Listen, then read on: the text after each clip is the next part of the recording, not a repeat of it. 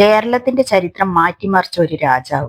ഗൂഢാലോചനകളെയും വധശ്രമങ്ങളെയും അതിജീവിച്ച് സ്വന്തം രാജ്യത്തെ ശക്തമായ സാമ്രാജ്യമായി ഉയർത്തിയ ഭരണാധികാരി. യൂറോപ്പിലെ ഏറ്റവും ശക്തമായ വ്യാപാര സാമ്രാജ്യങ്ങളിലൊന്നായ ഡച്ച് ഈസ്റ്റ് ഇന്ത്യ കമ്പനിയെ യുദ്ധഭൂമിയിൽ മുട്ടുകുത്തിച്ച ഇന്ത്യൻ രാജാവ്. സിംഹാസനം ഒരു അധികാരമല്ല, അത് ഒരു ദൗത്യമാണെന്ന് ലോകത്തോട് തെളിയിച്ച മനുഷ്യൻ. ഇന്ന് നമ്മൾ അറിയാൻ പോകുന്നത് ആധുനിക തിരുവിതാംകൂറിന്റെ ശില്പിയായ മാർത്താണ്ഡവർമ്മയെ കുറിച്ചാണ്.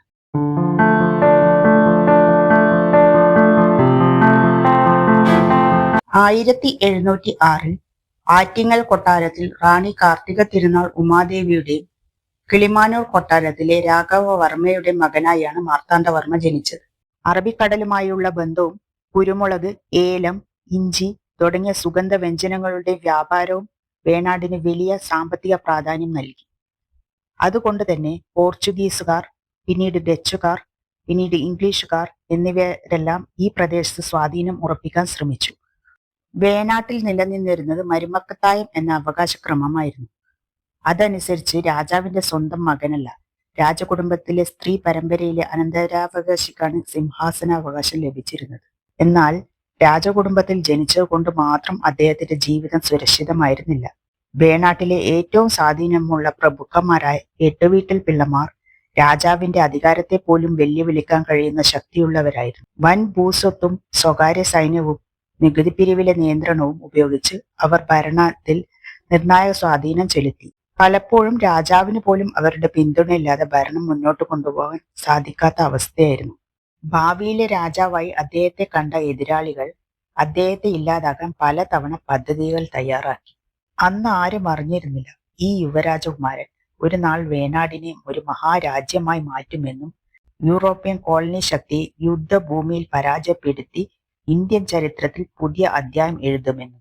1729 വേണാടിന്റെ ചരിത്രത്തിൽ നിർണായകമായ ഒരു വർഷമായിരുന്നു.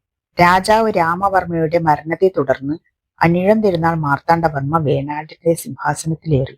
എന്നാൽ അദ്ദേഹത്തിന് പാരമ്പര്യമായി ലഭിച്ചത് ശക്തവും ഏകീകൃതവുമായ ഒരു രാജ്യമല്ലായിരുന്നു. വർഷങ്ങളായുള്ള ആഭ്യന്തര അധികാര പോരാട്ടങ്ങൾ രാജഭരണത്തെ ദുർബലമാക്കിയിരുന്നു. സിംഹാസനത്തിൽ ഇരുന്ന ആദ്യ ദിവസങ്ങളിൽ തന്നെ മാർത്താണ്ഡവർമ്മ ഒരു തീരുമാനമെടുത്തു. ഒരു രാജ്യത്ത് 2 അധികാര കേന്ദ്രങ്ങൾ നിലനിൽക്കില്ല.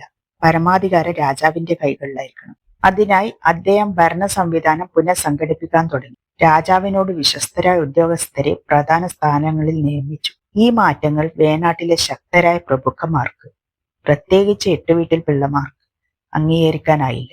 അവർ തങ്ങളുടെ പഴയ സ്വാധീനം നിലനിർത്താൻ വിവിധ ഗൂഢാലോചനകളും കലാപശ്രമങ്ങളും നടത്തി. എന്നാൽ മാർത്താണ്ഡവർമ്മ ഓരോ വെല്ലുവിളിയും ക്ഷമയോടും കർശനമായ സൈനിക നടപടികളോടും നേരിട്ടു. കലാപങ്ങൾ ഒന്നൊന്നായി അടിച്ചമർത്തപ്പെട്ടു. എട്ടുവീട്ടിൽ പിള്ളമാരുടെ രാഷ്ട്രീയ സൈനിക ശക്തി തകർന്നു. ഇതോടെ വേണാട്ടിൽ രാജാവിന്റെ പരമാധികാരം യഥാർത്ഥ അർത്ഥത്തിൽ സ്ഥാപിതമായി. അധികം വൈകാതെ തന്നെ അദ്ദേഹത്തിന് മുന്നിലെത്തിയത് ലോകത്തിലെ ഏറ്റവും ശക്തമായ വ്യാപാര സാമ്രാജ്യങ്ങളിലൊന്നായ ഡച്ച് ഈസ്റ്റ് ഇന്ത്യ കമ്പനിയായിരുന്നു. ഈ ഏറ്റുമുട്ടൽ പിന്നീട് ഇന്ത്യൻ ചരിത്രത്തിലെ ഏറ്റവും തിളക്കമാർന്ന വിജയങ്ങളിലൊന്നായി മാറി. കൊളച്ചൽ യുദ്ധം. 17-ാം നൂറ്റാണ്ട് മുതൽ ഡച്ചുകാർ കേരളത്തിന്റെ തീരപ്രദേശങ്ങളിൽ വ്യാപാര കേന്ദ്രങ്ങൾ സ്ഥാപിച്ചിരുന്നു. കുരുമുളകും ഏലക്കായും മറ്റ് സുഗന്ധ വ്യഞ്ജനങ്ങളും യൂറോപ്പിലേക്ക് കയറ്റുമതി ചെയ്ത് അവർ വൻ ലാഭം നേടിയിരുന്നു. കേരളത്തിലെ ചെറിയ രാജ്യങ്ങളുമായി കരാറുകൾ ഉണ്ടാക്കി അവർ വ്യാപാരത്തിൽ ആധിപത്യം സ്ഥാപിച്ചിരുന്നു. എന്നാൽ മാർത്താണ്ഡവർമ്മ അധികാരത്തിലെത്തിയതോടെ സ്ഥിതി മാറി. അദ്ദേഹം ഒന്നിനു പുറകെ ഒന്നായി ചെറിയ രാജ്യങ്ങളെ തിരുവിതാംകൂറിനോട് ചേർത്തു. ഇതോടെ ഡച്ചുകാരുടെ വ്യാപാര കരാറുകളും രാഷ്ട്രീയ സ്വാധീനവും തകരാൻ തുടങ്ങി. ഇത് അംഗീകരിക്കാൻ ഡച്ചുകാർ തയ്യാറായില്ല. അവർ തിരുവിതാംകൂറിനെ സൈനികമായി നേരിടാൻ തീരുമാനിച്ചു. ശ്രീലങ്കയിൽ നിന്നുള്ള ഡച്ച് സൈന്യവും യുദ്ധക്കപ്പലുകളും കേരളത്തിന്റെ തെക്കൻ തീരത്തേക്ക് എത്തി. അവരുടെ ലക്ഷ്യം വ്യക്തമായിരുന്നു: മാർത്താണ്ഡവർമ്മയെ തോൽപ്പിച്ച് പഴയ സ്വാധീനം തിരിച്ചു പിടിക്കുക. 1741 ഇന്നത്തെ കന്യാകുമാരി ജില്ലയ്ക്ക് സമീപമുള്ള കൊളച്ചൽ എന്ന തീരപ്രദേശത്താണ് നിർണായക ഏറ്റുമുട്ടൽ നടന്നത്. അക്കാലത്ത് ഡച്ച് സൈന്യം ലോകത്തിലെ ഏറ്റവും മികച്ച പരിശീലനം ലഭിച്ച സൈന്യങ്ങളിലൊന്നായിരുന്നു. ആധുനിക തോക്കുകൾ, പീരങ്കികൾ, യുദ്ധക്കപ്പലുകൾ എല്ലാം അവരുടെ കൈവശം ഉണ്ടായിരുന്നു.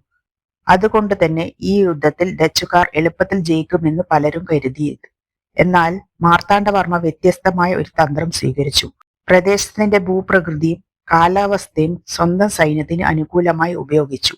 കടൽ തീരത്തും കരയിലും ഒരേ സമയം പ്രതിരോധം ശക്തമാക്കി. നാട്ടുകാരുടെ പിന്തുണയും തിരുവിതാംകൂർ സൈന്യത്തിന്റെ ആത്മവിശ്വാസവും യുദ്ധത്തിന്റെ ഗതി മാറ്റി. കഠിനമായ പോരാട്ടത്തിനൊടുവിൽ ഡച്ച് സൈന്യം പരാജയപ്പെട്ടു. ഈ യുദ്ധത്തിൽ ഡച്ച് സൈന്യത്തിലെ നിരവധി ഉദ്യോഗസ്ഥർ പിടിയിലായി. അവരിൽ പ്രധാനിയായിരുന്നു ഡി ലെനോയ്. സാധാരണയായി യുദ്ധത്തിൽ പിടിക്കപ്പെട്ട ശത്രുസേനാ നായകന് മരണശിക്ഷ നൽകുന്നതായിരുന്നു പതിവ്. എന്നാൽ മാർത്താണ്ഡവർമ്മ അപ്രതീക്ഷിതമായ ഒരു തീരുമാനമെടുത്തു. ഡി ലെനോയെ വധിക്കുന്നതിനു പകരം അദ്ദേഹത്തിന്റെ കഴിവ് തിരിച്ചറിഞ്ഞ രാജാവ് തിരുവിതാംകൂർ സൈന്യത്തിൽ സേവനമനുഷ്ഠിക്കാൻ അവസരം നൽകി. തുടർന്നുള്ള വർഷങ്ങളിൽ അദ്ദേഹം തിരുവിതാംകൂർ സൈന്യത്തെ യൂറോപ്യൻ മാതൃകയിൽ പരിശീലിപ്പിച്ചു. ആധുനിക തോക്കുകളുടെ ഉപയോഗം, കോട്ട നിർമ്മാണം, പീരങ്കിപ്പടയുടെ വികസനം എന്നിവയിൽ അദ്ദേഹം നിർണായക പങ്കുവഹിച്ചു.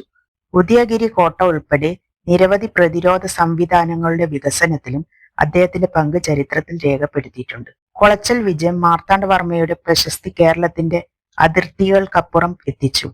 ഇനി തിരുവിതാംകൂർ ഒരു ചെറിയ പ്രാദേശിക രാജ്യമല്ലായിരുന്നു. യൂറോപ്യൻ ശക്തികൾ പോലും ഗൗരവത്തോടെ കാണേണ്ട ഒരു ശക്തമായ രാജ്യമായി അത് മാറിക്കഴിഞ്ഞിരുന്നു. 1750 നടത്തിയ തൃപ്പടിദാനം അദ്ദേഹത്തിന്റെ ഭരണത്തിലെ ഏറ്റവും സവിശേഷ സംഭവങ്ങളിലൊന്നായിരുന്നു. തന്റെ രാജ്യം ശ്രീ പത്മനാഭസ്വാമിക്ക് സമർപ്പിച്ച അദ്ദേഹം സ്വയം ശ്രീ പത്മനാഭദാസൻ എന്ന വിശേഷണം സ്വീകരിച്ചു. 1758 ജൂലൈ 7, ഏകദേശം 3 പതിറ്റാണ്ടോളം തിരുവിതാംകൂർ ഭരിച്ച ശേഷം അനിഴം തിരുനാൾ മാർത്താണ്ഡവർമ്മ ഈ ലോകത്തോട് വിട പറഞ്ഞു. ഇന്ന് നൂറ്റാണ്ടുകൾക്ക് ശേഷവും മാർത്താണ്ഡവർമ്മയെ ഓർക്കുന്നത് ഒരു വിജയിയായ രാജാവെന്ന നിലയിൽ മാത്രമല്ല, പ്രതിസന്ധികളെ അതിജീവിച്ച് ധീരനായ നേതാവായും ദീർഘവീക്ഷണമുള്ള ഭരണാധികാരിയായും കേരളത്തിന്റെ രാഷ്ട്രീയ ചരിത്രത്തെ മാറ്റിമറിച്ച മഹാനായ രാജാവായുമാണ്. മാർത്താണ്ഡവർമ്മയുടെ ഈ ചരിത്രയാത്ര നിങ്ങൾക്ക് ഇഷ്ടമായെങ്കിൽ വീഡിയോ ലൈക്ക് ചെയ്യൂ. നിങ്ങളുടെ അഭിപ്രായം കമന്റിൽ പങ്കുവെക്കൂ. ചാനൽ സബ്സ്ക്രൈബ് ചെയ്ത് ബെൽ ഐക്കൺ അമർത്താൻ മറക്കരുത്.